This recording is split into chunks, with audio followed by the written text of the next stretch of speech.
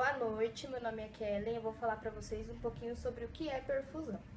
A perfusão ou circulação extracorpórea nada mais é do que um sistema artificial baseado na substituição temporária do coração e dos pulmões durante um processo cirúrgico, mantendo a circulação do sangue e do oxigênio no corpo.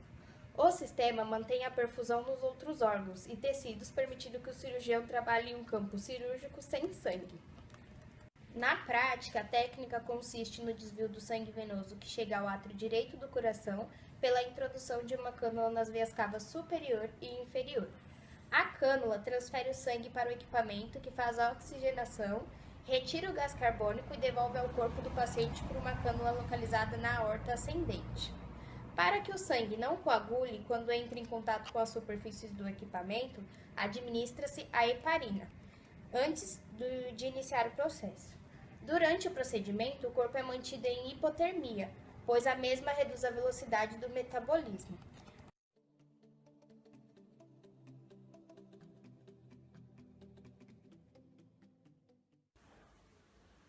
Boa noite. Bom, meu nome é Andressa. Eu vou estar falando sobre as alterações cardiovasculares decorrentes da perfusão extracorpórea.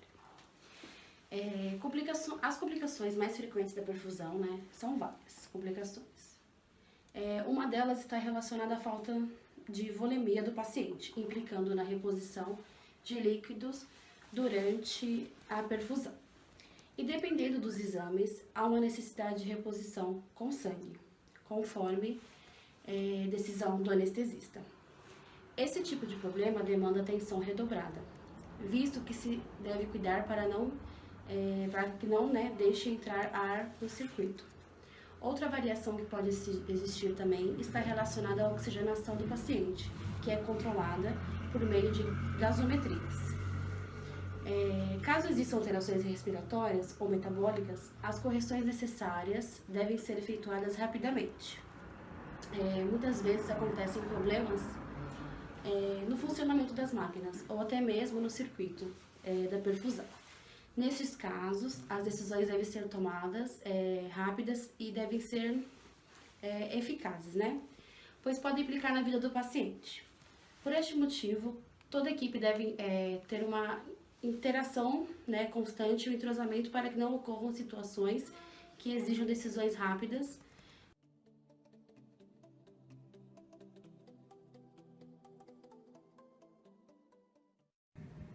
Boa noite, meu nome é Gabriela. Eu vou falar sobre as 3 moléculas presentes no sangue. A primeira é a albumina. A albumina ela corresponde a pouco mais da metade das proteínas presentes no plasma, cerca de 55%. Ela atua na manutenção da pressão osmótica do sangue. As principais funções da albumina no corpo humano: ela mantém a pressão osmótica, ela faz o transporte de hormônios produzidos pela tireoide, o transporte de ácidos gráficos livres, transporte de hormônios lipossolúveis e o transporte de bilirrubina não conjugada e também controla o pH. A próxima molécula é a globulina. A globulina ela tem cerca de 37% das proteínas no plasma. Ela faz parte dessas proteínas a imoglobulinas, que são anticorpos de extrema importância no nosso sistema imunológico. A outra molécula é o fibrogênio. Ele compõe cerca de 8% das proteínas plasmáticas. É de fundamental importância, pois atua no processo de coagulação do sangue, ajudando dessa forma a estancar hemorragias externas e internas.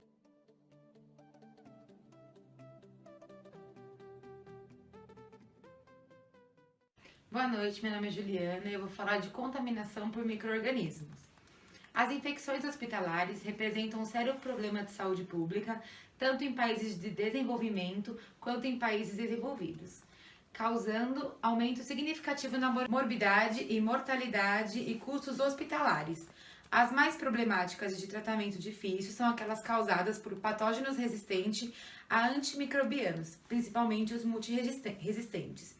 Entre as fontes ambientais mais investigadas, destacam-se superfícies de ar. A contaminação bacteriana em centro cirúrgico geralmente tem o ar como o maior fator de risco para infecções de sítio cirúrgico. O controle de contaminação do ar deve ser realizado pela equipe de controle de infecção. Até o presente, não há consenso internacional sobre o método de rotina para monitorização em áreas hospitalares com ar filtrado.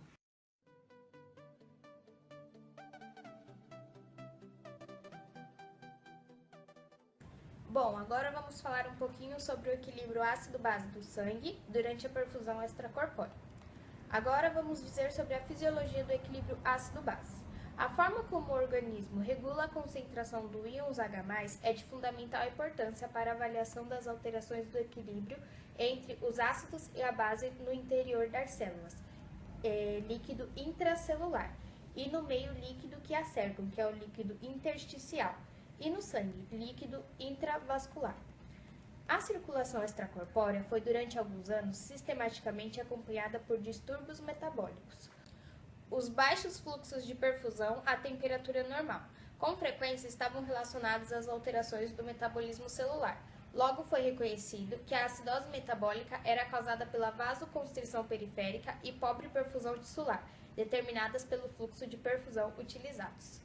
Quanto mais baixo o fluxo da perfusão, maior era o déficit de bases do sangue e mais baixo o seu pH. As rotinas de trabalho incluíam a administração empírica de bicarbonato de sódio, baseadas apenas no tempo de duração da perfusão. O melhor conhecimento da hemodiluição, o adequado manuseio dos fluxos de perfusão, a inibição da vasoconstrição e o desenvolvimento de equipamentos mais sofisticados permitiram o controle da circulação extracorpórea com mínimos desvios de fisiologia e do equilíbrio dos ácidos e das bases no organismo. Um dos fatores mais importantes na preservação do metabolismo celular é a quantidade de hidrogênio livre existente dentro e fora das células. Pequenas variações da concentração do hidrogênio podem produzir grandes alterações na velocidade das reações químicas das células, acelerando alguns e retardando outros. Essas alterações são capazes de modificar profundamente o metabolismo celular, a ponto de inibir inteiramente certas funções, como as alterações extremas podem determinar a morte celular. A concentração do hidrogênio livre no organismo depende de ação de substâncias que disputam o hidrogênio entre si, as que cedem hidrogênio e as que captam o hidrogênio. Quando ácidos ou bases são administradas ao paciente, essas substâncias modificam o estado do equilíbrio entre ácidos e bases do organismo, com consequente alterações da quantidade de hidrogênio livre. Durante a circulação extracorpórea, podem ocorrer alterações importantes desse delicado equilíbrio entre os ácidos e as bases, capaz de produzir transtornos importantes na função celular e determinar complicações algumas vezes severas. Muitos dos desvios do equilíbrio ácido-base durante a perfusão podem ser prevenidos ou corrigidos através de medidas simples, desde que sejam conhecidos os princípios fisiológicos que o governam.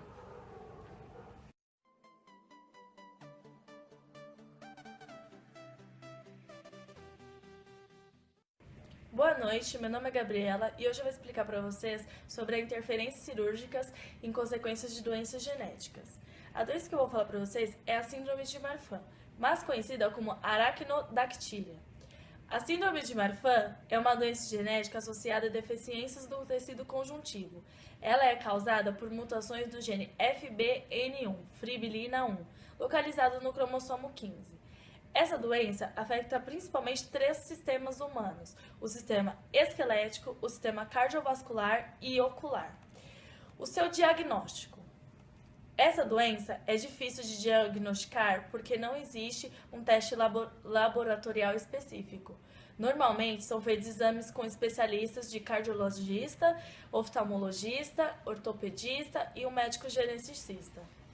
As principais manifestações clínicas da síndrome de Marfan consistem em 3 sistemas principais. O sistema esquelético, que é a estatura elevada, a escoliose, os braços e pernas e mãos alongados, a deformidade torácica, o pé chato e curvatura na coluna espinhal, apinhamento dental. O sistema cardíaco conta com prolapso da válvula mitral, dilatação da aorta e sopro no coração. O sistema ocular conta com a miopia, luxação do cristalino e deslocação da retina. Tratamento de escoliose. Para algumas crianças e adolescentes, os médicos recomendam um colete ortopédico feito por encomenda que é usado continuamente até o crescimento esteja completo. Se a curvatura da coluna espinhal for muito grande, uma cirurgia também pode ser feita para corrigir o problema. Correções do externo. Quando o externo, que é um osso que é em forma de T, localizado atrás do tórax, está afundado ou rebaixado, ele pode afetar a respiração. Uma cirurgia para reparar essa deformidade costuma ser a abordagem mais recomendada entre os médicos. Medicamentos. Os médicos frequentemente prescrevem medicamentos que controlam a pressão arterial, o que ajuda a prevenir que a aorta aumente de tamanho, e se diminui o risco da dissecção e ruptura da artéria. Além desses, os beta-bloqueadores também são muito indicados pelos especialistas. Eles ajudam o coração a bater mais devagar e com menos força. A cirurgia. Dependendo dos sinais e sintomas, a cirurgia pode ser uma boa opção. Há pelo menos 4 procedimentos distintos que podem ser usados para tratar os sintomas relacionados à síndrome de Marfan. Uma delas é a reparação da aorta. Se a aorta aumenta de tamanho rapidamente e o diâmetro atinge uma dimensão perigosa, cerca de 5 centímetros, o médico pode recomendar uma cirurgia para substituir uma porção da aorta por um tubo feito de material sintético. Esse procedimento pode ajudar a prevenir a ruptura da artéria, o que pode colocar em risco a vida. A válvula aórtica pode precisar de ser substituída também. Cirurgias oculares. Se partes da retina estiverem deslocadas, a correção cirúrgica é geralmente a melhor opção e os resultados tendem a ser bem-sucedidos. O uso de óculos e lentes de contato também pode ser recomendado por um especialista, especialmente para tratar problemas menos graves como a miopia.